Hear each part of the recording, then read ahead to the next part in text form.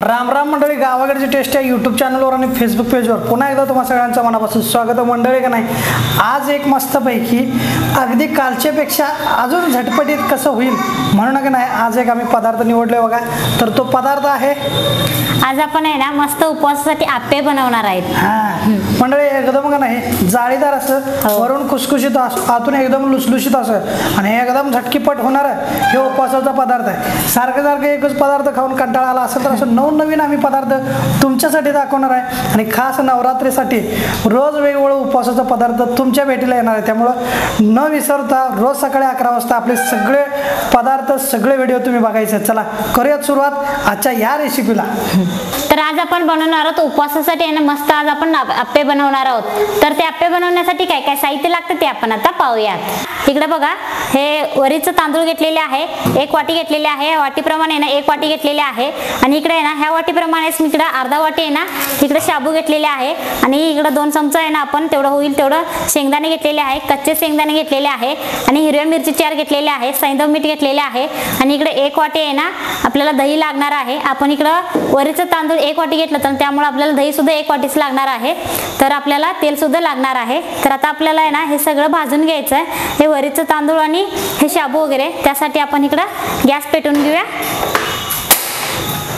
तर त्याच्यावरती आपण एक भांडं ठेवूया आणि थोडंसं गरम करून घेऊया. तर आता कढई सुद्धा गरम झालेलेच आहे. तर त्यामध्ये आपण घालूया इकडे शाबू घालूया,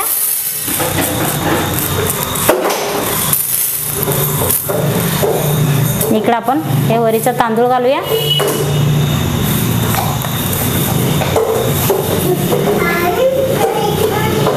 शेंगदाणे आणि हिरव्या मिरची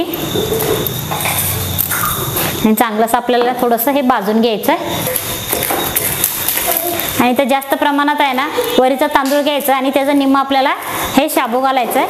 म्हणजे मस्त आहे ना जाळीदार व्हायला पाहिजे आप्पे, त्यामुळे आपल्याला वरीचं तांदूळ जास्त वापरायचं.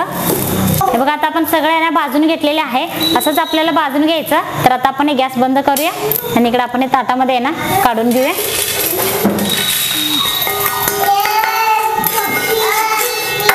तर आता आपण याने सगळे बारीक करून घेऊया. हे बघा, आता आपण या पद्धतीने इकडे बारीक करून घेतलेले आहे सगळं. तर त्यामध्ये आपण घालूया दही, 1 वाटी दही घेतलं तर सगळंच घालायचं आपल्याला. बघा, आता 1 वाटी दही आणि आपल्याला चवीपुरतं आहे ना सैंधव मीठ घालायचं आहे आणि चांगलंच आपल्याला सगळं आहे ना एकजीव करून घ्यायचं आहे. दहीमध्ये सगळं एकजीव व्हायला पाहिजे चांगलं. दही घालून आहे ना चांगलंसं सगळं आपण एकजीव करून घेतलेले आहे. तर त्यामध्ये आपल्याला आता पाणी घालून आहे ना पूर्ण सगळं एकजीव करून घ्यायचं आहे आप्पेसाठी.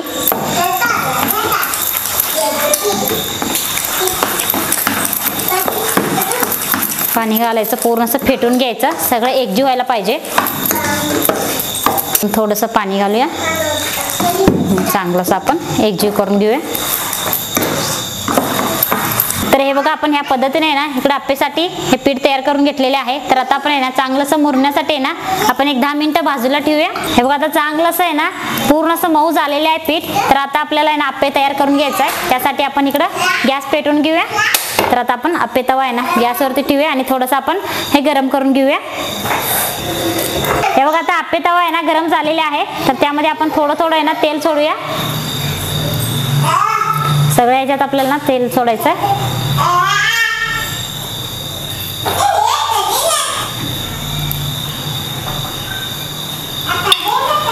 सगळीकडे असं पसरून घ्यायचं म्हणजे आपले आप्पे ना लागणार नाही.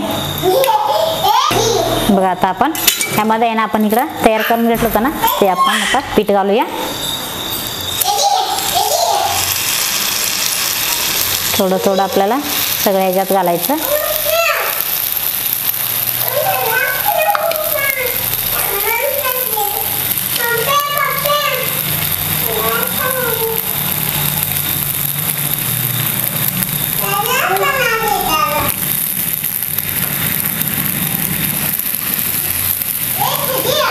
सगळ्यात थोडं थोडं आपल्याला घालायचं आणि मध्ये आहे ना शेवटच घालायचं, म्हणजे मध्ये जास्त जाळ लागलेलं असतं त्यामुळे आपण शेवटच घालायचं.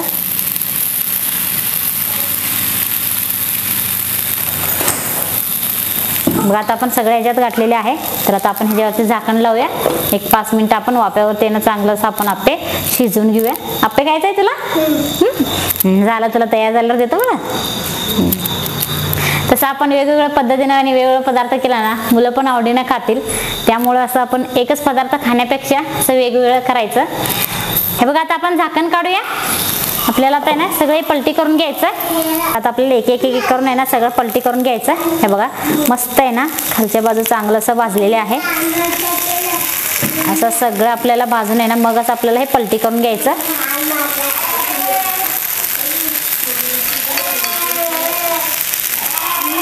हे बघा दिसायला पण छान दिसतो आणि खायला पण मस्त लागते.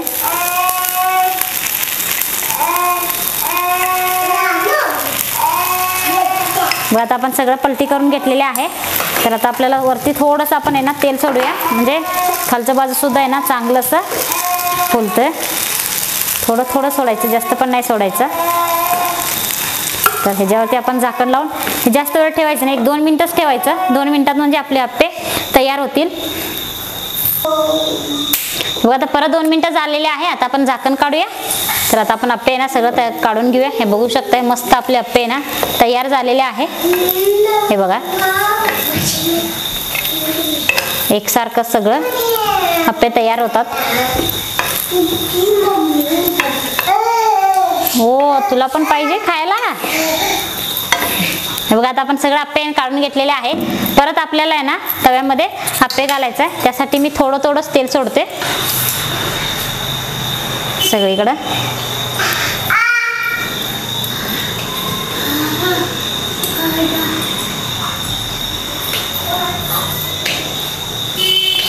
परत आपण आहे ना हे सगळं पीठ आपण ह्यामध्ये घालूया.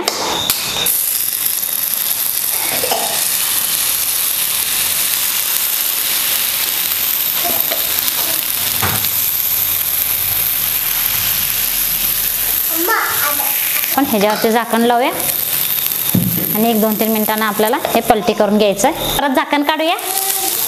आता आपल्याला हे सुद्धा आहे ना चांगलं असं सगळं पलटी करून घ्यायचं. बघू शकताय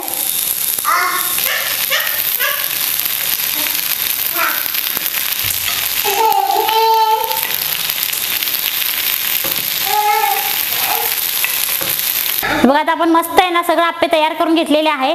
दिसायला पण छान झालेले आहे. आता खायला पण मस्तच लागणार आहे. तर आता आपण ताट तयार करून घेणार आहे. त्यासाठी आपण इकडे वाटीमध्ये आहे ना हे चटणी घेतलेली आहे. तर आपण इकडे प्लेटमध्ये आहे ना आप्पे घेऊया.